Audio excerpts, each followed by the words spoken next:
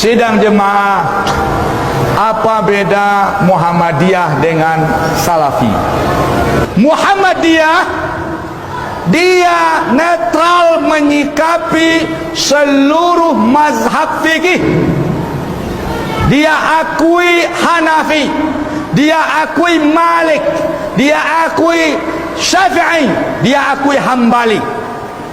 Terus bagaimana dia? Dibuatlah lembaga tarjih. Dibuat lembaga tarjih.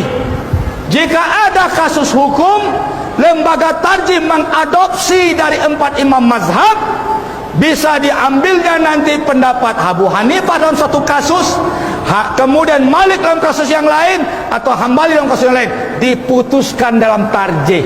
Maka Muhammadiyah, ahlu sunnah wal jamaah, pengikut salafus saleh, pengikut mazhab yang 4. Salafi, apakah pengikut salafus saleh? Sudah saya sampaikan, Salafi bukan pengikut salafus saleh. Kenapa? Karena Salafi tidak bermazhab. Muhammadiyah menerima mazhab, Salafi tidak bermazhab. Bagaimana mengaku pengikut salafus saleh sementara salafus saleh itu bermazhab? Kita langsung ke Quran, kita langsung ke hadis. Ente siapa? Anda memahami Quran butuh tafsir. Kalau tidak lewat tafsir, Anda salah paham. Tahu nggak Anda, ada ulama yang terdahulu karena tidak tahu asbabun nuzul mengatakan tawaf dan sa'i itu makruh. Fala junaha alaihi ayat tawafa bihima. Tidak berdosa mereka tawaf dan sa'i.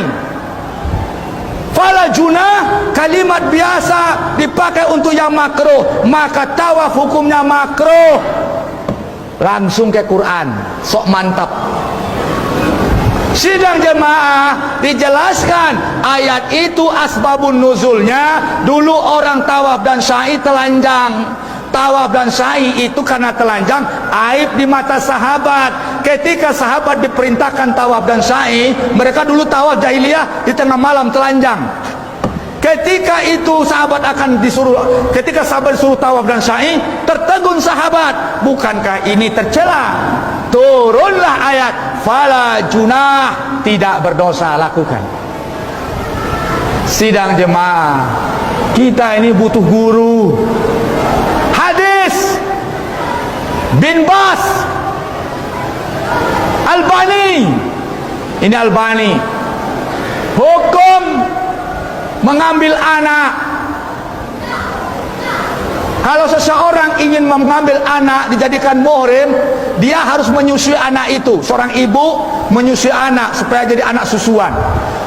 Jumhur ulama, umur susuan itu 2 tahun. Jika anak menyusu di usia susuan 2 tahun kepada seorang wanita, maka dia setelah menyusu jadi anak susuannya, muhrimnya. Tapi Albani mengatakan boleh menyusu di usia remaja dan dewasa. Nauzubillah. Perlu kita berguru. Guna guru itu membimbing kita. Karena proses hukum ini sudah panjang, butuh tenaga besar, butuh cerdas yang hebat. Sidang jemaah yang dirahmati Allah, apa beda salafus saleh dengan orang yang mengaku mengikut salafus saleh? Saya tegaskan dulu, siapa pengikut salafus saleh?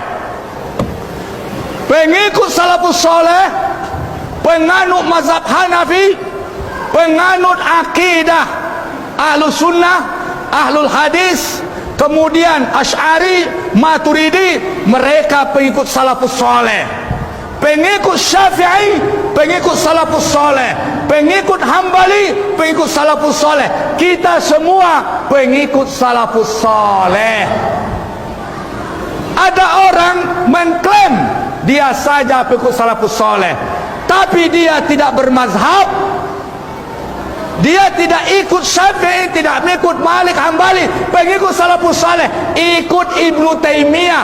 Sanad ilmunya terhenti pada Ibnu Taimiyah. Ibnu Taimiyah bukan salafus saleh. Saya tetap menghormati Ibnu Taimiyah. Saya banyak belajar dengan Ibnu Taimiyah. Saya baca majmu' fatwanya dan kitab-kitab Ibnu Taimiyah. Tetapi kita harus netral. Kita jelas, adil, amanah ilmu. Ibnu Taimiyah hidup di 700 tahun Hijriyah. Dia bukan salafus soleh. Jadi kalau ada orang mengaku pengikut salafus soleh, sanad ilmunya terhenti pada Ibnu Taimiyah, dia bohong, bukan pengikut salafus soleh. Semoga ada kesadaran. Kita Indonesia mayoritasnya bermazhab Syafi'i, dan seluruh pengikut imam mazhab yang berempat adalah pengikut salafus soleh. Di mana batasan bid'ah secara sederhana dan global, selagi ada dalam mazhab yang empat, mazhab Hanafi, Malik, Syafi'i, Hambali, maka itu ijtihad dan itu bukan bid'ah. Jangan mudah membid'ah-bid'ahkan dan dituduh bid'ah. Kalau itu ada pada mazhab yang empat, itu bukan bid'ah.